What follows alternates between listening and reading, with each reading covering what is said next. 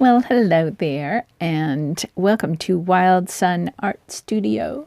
My name is Robinsunne, and I am here to talk with you this morning about a couple of just little tidbits of art projects that were in my Nik the Booksmith Deserted Island Challenge.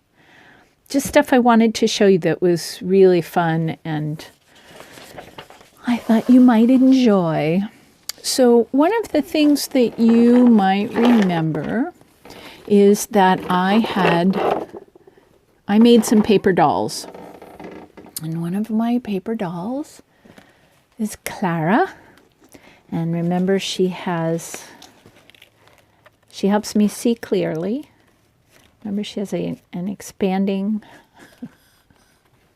this is so silly, expanding telescope, so that she can tell me what she sees and, help me out with being clear of what I need to see, what I need to know, what I need to hear. Anyway, Clara has this really fun hair that even keeps a curl a little bit. See, isn't that cool? She and I like that a lot. I wanted to tell you how I ended up having all these little snippets of paper. So as I was measuring this and that, there she is, I would fold a piece of paper to whatever size I needed, and then I would want to, have just the strip. In my experience, if I open this up and I try to cut right along the fold, I end up cutting a little to one side or the other, and then there's that little bend on the edge that's completely annoying to me. So what I learned to do is cut as close as I can imagine, so hopefully a pretty straight line, and just cut the fold off so that the paper I end up with doesn't have any little curvy edges, which is true. Ta-da! It also is, vaguely imperfect. And what I end up with as a so-called waste product is this little piece of kind of string paper that keeps its shape just a little bit. So that's how I made Clara's hair, and I wanted to show you that. Okay, maybe it's a little silly, but there we are. So I've shown you that. Oh, and in the middle of my book, do you remember that I talked a lot about imagining getting rescued when I was on the island?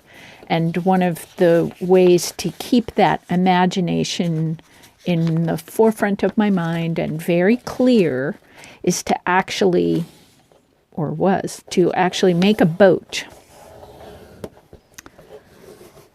So I'm showing you how I made the boat, and I can kind of walk you through how I made the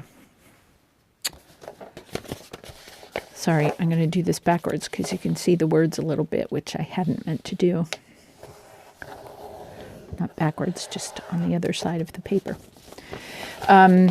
Yes, so I made a boat, and I made some waves so that I could keep on imagining that there was a boat coming for me to rescue me and get me off the island, as building a boat myself is a little beyond my skill set.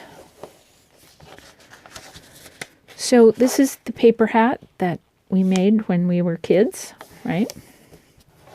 And then somebody in my teenage years showed me how to take it a little further. So you open up the hat and fold it kind of into a square, right? Do that again. So you just pull the sides And then you fold, you know, the pieces together there so that they will be flat. And you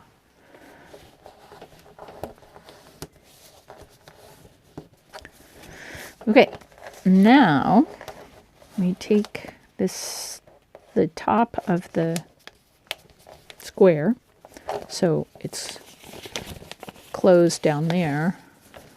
So we take the top and fold it down. Let's use my fingernail to crisp up those edges. And again.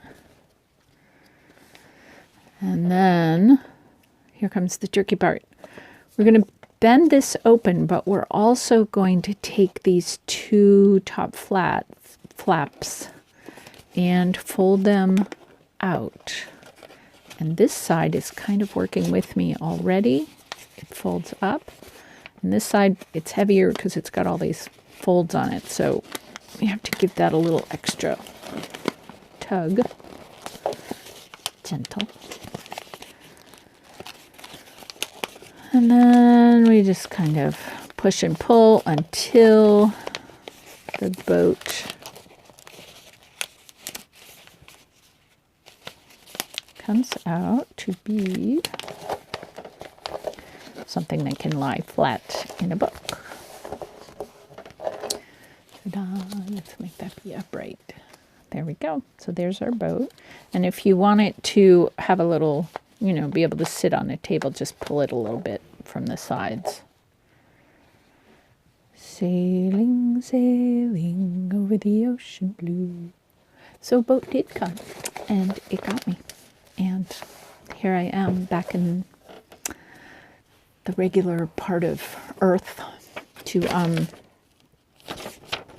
hang out with you and lots of art materials. Okay, so the way that I made the waves, the boat sits in the waves. I just got the pen, kind of loosened up my arm, and made my little cursive C's. And this was multi-layered paper that I had made by gluing together 2 or 3 layers of paper. And then I cut that out and tucked the boat inside, glued it in my journal, and then tucked the boat into the waves. And I actually had to glue a little bit extra here because a straight tuck wasn't actually holding the depth and weight of this boat. So I had to glue around the edge a little bit. Anyway, that's how I got that in. I think it's really fun, and I did this a lot in my journal with Nik. It's fun going back to my childhood and remembering cool stuff I did with paper way back when. So I also wanted to show you how to make a 4-fold pocket with flaps. So these were little bits and pieces. You'll probably remember I had one of those shapes in my journal for Nik on the deserted island. And then, so you can't see this, let me get some blue paper or any colored paper.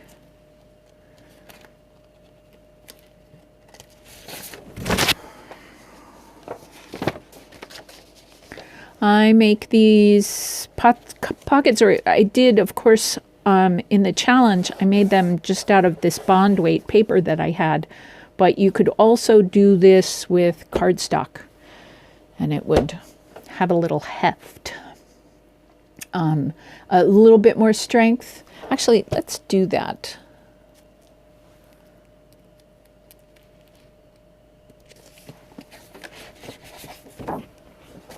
So we'll use yellow instead of blue. I did blue because I was thinking about being on the ocean blue. So this is the pattern. Now this pattern has a much taller bottom flap than it does, well, actually that's the top flap. Then on that side, and this side it's skinnier than that side. I decided I wasn't going to measure. You are welcome to find center, and then when you fold the card in, you're coming exactly to center. For whatever reason, I wasn't willing to work that hard, but it's fine. So you want to find center, like let's say, this is my lovely pen. Let's say that's center. I don't think it is. I think it's too close. Well, maybe it is. But I don't want to fold so that I come actually over the dot. I want to fold a little wide of center. And the reason why is that we are going to be folding these in on each other, and if they are wider or too wide, then they'll fold on top of each other and it'll be really hard to close up the pocket. So we've done that horizontally, and now we're going to do it vertically again. Go a little bit shy of whatever center is, match up these edges, and we should be therefore, because these are machine cut edges, I know that they're 90 degrees. So if I match the two, this edge and this edge, that will be 90 degrees. Same for this side, a little shy of the dot, and match down here. And then we have, see, can you see, do all of this, can you see? Yes, you can see all of these shadows where those are. So what we're going to do is cut out these corners so we don't have the bulk when we're folding. And again, and I'll do this. So here's the fold line, right? And here's the other fold line. If I cut right on the fold line, I risk when I fold this side in and then this side that they may bump together. So we'll just stop that from happening, and also round the corners. So round the corners and kind of angle in from the side, and then do the same thing here. Angle out and round the corners. So we'll do that on all four corners. And then we'll make that T shape that you saw in the pattern I already had. Now I often cut into the corner, not shy of the corner, but actually down into the body. Just a smidgen, like a 32nd of an inch, millimeter, you know, just a tiny little bit.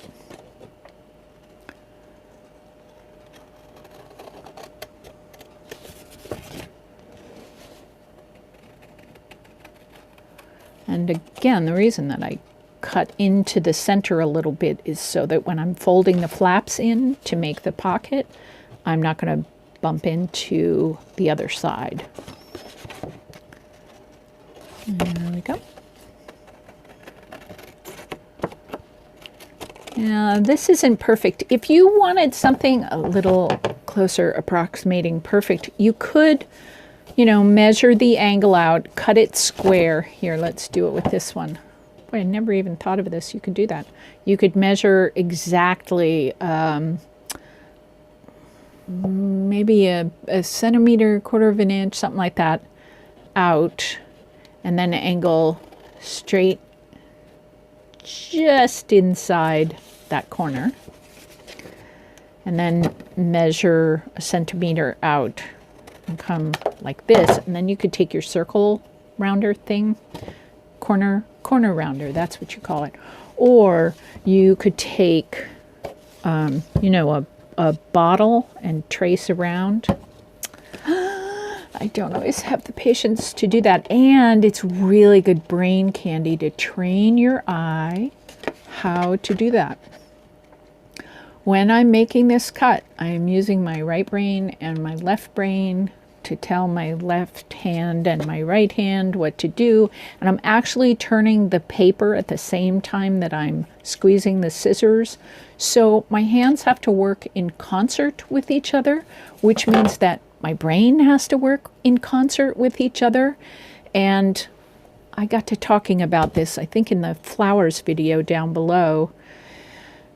And then I forgot to come back to that. But when my brain is working that hard and it's sending little electrical impulses to the neurons on each side of my brain, and the synapses and what all that happens in a brain, when that stuff is happening really fast, zooming back and forth, it's my experience that the rest of my life, all the things I remember in a right brain kind of way and all the things I remember in a left hand brain kind of way, they start flowing back and forth too. So all of a sudden my brain is really loose and really free and really juicy, and we're just throwing information back and forth and connections are made.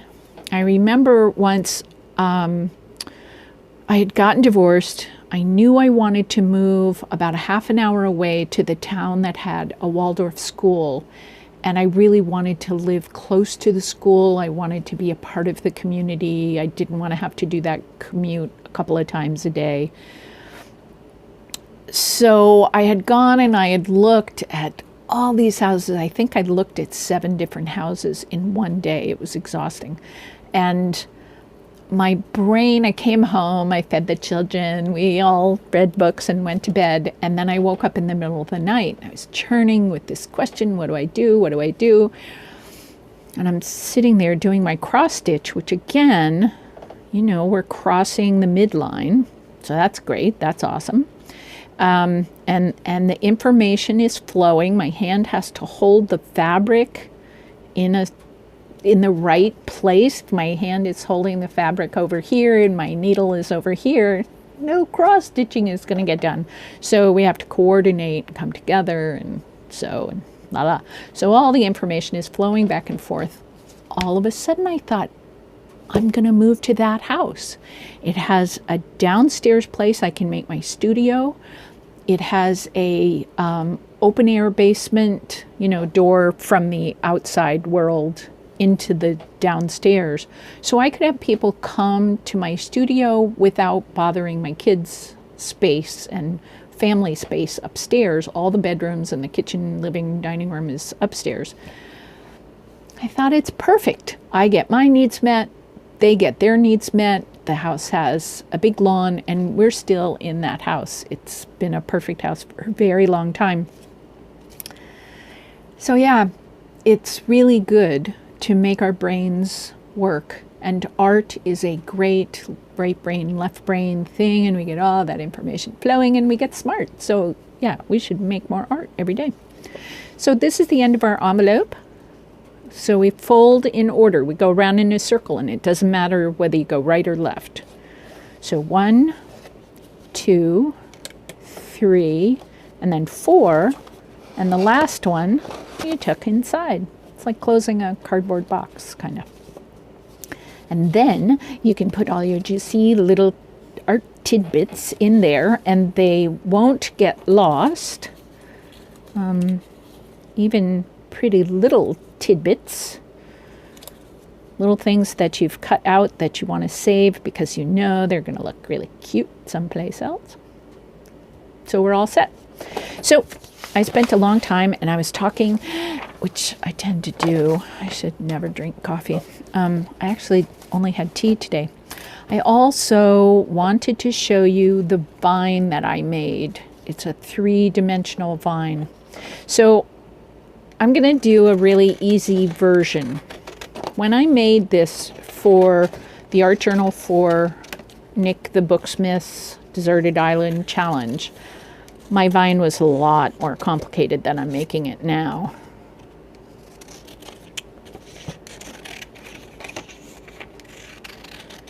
And so I'm only doing one curlicue. Like that. And then I cut a lot of leaf shapes. I really hope this heater is not bothering you. I've been cold for days and I decided to let it run, and I hope you are still able to hear me very well. I will check the video and reshoot this if we need to. So this is how I made all the little shapes. You see, I've just cut just a little slit opening up the side, and then I did the same thing using negative space. Got that? To define linear elements. Doesn't that sound really fancy? Yeah, I cut holes for where the vines are. I mean, where the veins are. This is a leaf. This is the vine. These are the veins. All those words. You get on camera and all of a sudden you lose your vocabulary. It's so fascinating.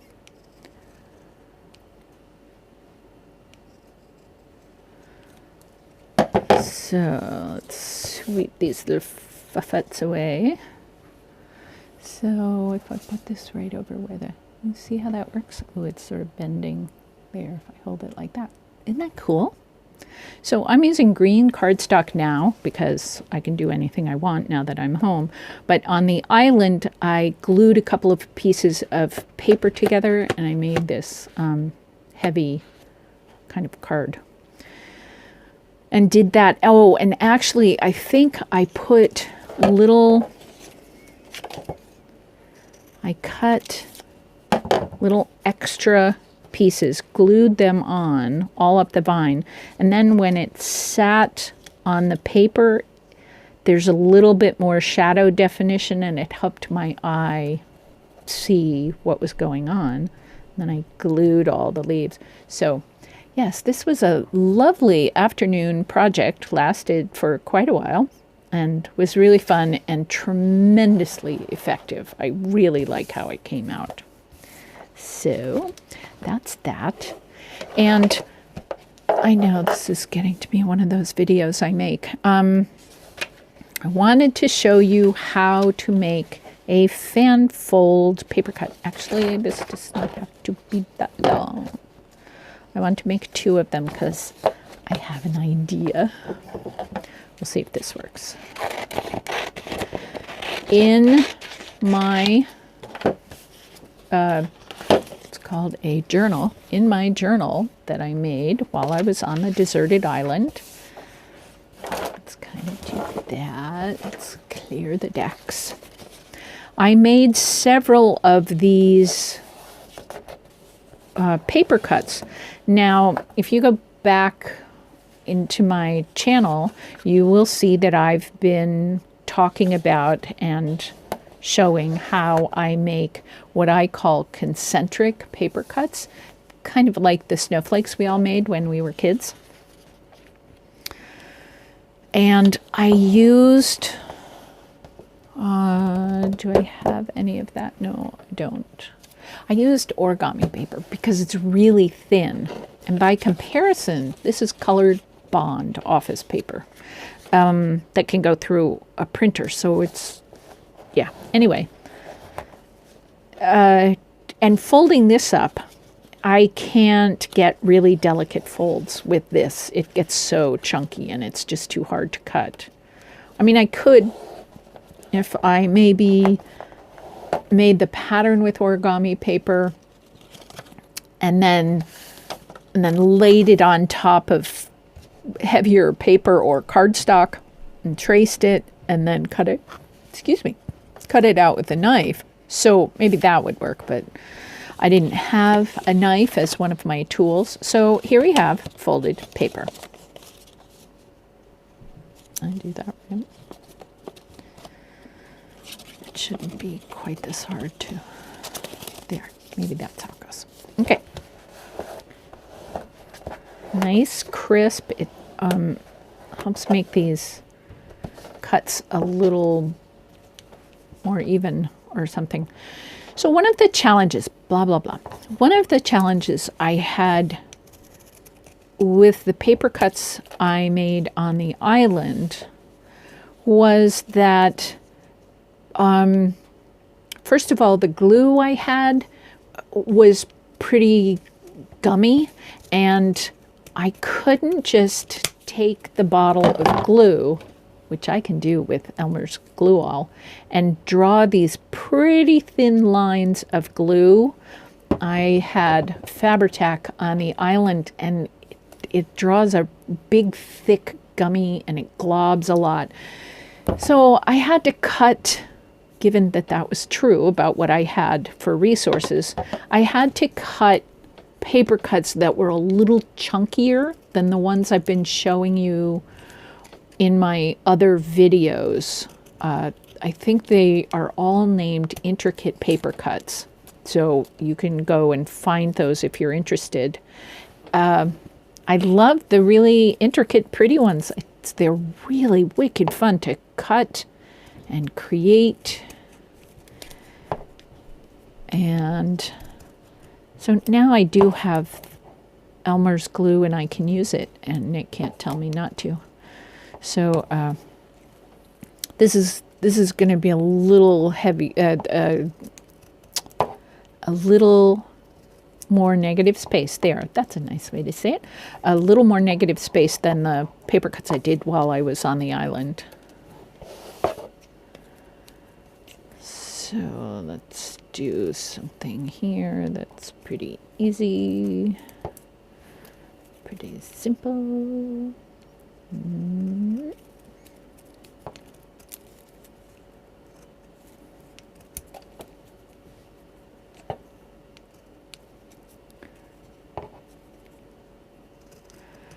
not talking because I'm just making my brain work. All right. Ready? All right. This video, I'm sure, is about as long as it needs to be. So I'm just going to open up this one and show you how I would glue it down, but we won't go through the whole thing because you know how to glue paper, and that's part of your homework, to make one of these and glue paper. Oh, so I'm doing this thing that matters a lot to me, and it doesn't have to matter to you at all, but I really think it helps a lot, is every time I unfold, I press the fold a little backwards and kind of unfold it. It helps it lie pretty flat. And if you don't unfold it, you get this action going on, which to me is exceedingly annoying. So it's much better for me if I unfold all of these cuts, and then, so we can test this. Do we like it on blue? Or do we like it on yellow? Kind of interesting. So what I really wanted to do, I have no idea how long this is running. Oh, almost half an hour. Goodness. So that's long enough. I'll do more of these paper cut videos. But I was going to cut one in green and one in blue and then layer them. How's that for exciting? And then put them both on the yellow, just for fun and ginger. So, ta-da. So now I have told you many more totally fun things that I did in my art journal. And of course, I was using all cream colored paper. So that was interesting, you know, rising to that challenge of making cream on cream be visible. So may you be blessed by challenges that feel like you can pull it off. And I will say that in my life, I've been blessed with challenges that I just had no clue about. I knew that the only option was ahead, but I didn't have any idea how I was going to get there. And I had to rely on an awful lot of, you know, cosmic wisdom. So I did that, and it's made me a better human, and I'm enjoying that part of my life. So if that sounds like fun to you, I wish that for you. And if what you need is a little calm and peace, I wish you that. Alrighty. I will see you in the next video.